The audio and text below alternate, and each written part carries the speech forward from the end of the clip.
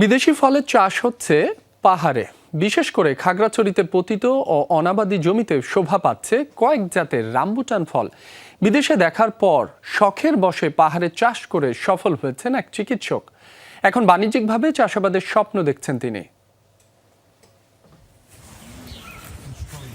দেশের অন্যতম ফল উৎপাদনের উর্বর ভূমি পার্বত্য অঞ্চল, বন জঙ্গলে ঘেরা পরিত্যক্ত অনাবাদি জমি এবং পতিত পাহাড়ি টিলায়ও শোভা পাচ্ছে দেশি বিদেশি নানা জাতের ফলের বাগান।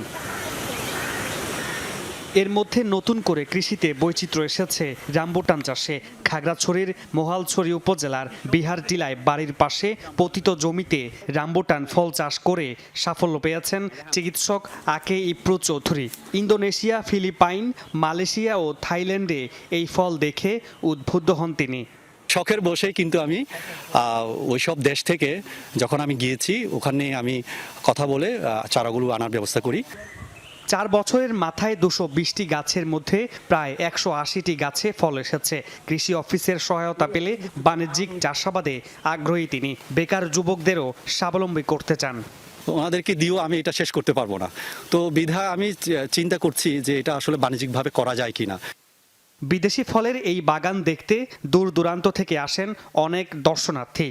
প্রাকৃতিকভাবে আমরা দেখার জন্য অনেক মানুষ আসে দূর দূরান্ত থেকে। প্রায় 220টার কাছে যায়, 180টার মধ্যে ফলন এসেছে, ভালো ফলন এসেছে। ভেরিয়েন্ট অনেক আছে। এটা উনি বললো যে 5টা দেশে 7টা ভেরিয়েন্ট ওনার এখানে। আমি ওইখানে গিয়ে আমার এই রামবুটান আমার ইচ্ছা চাষ করা, বাগান করা।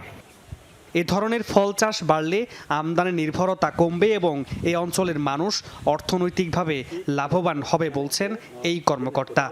এই চাষটা খুব একটা লিচুর চেয়ে আলাদা নয়।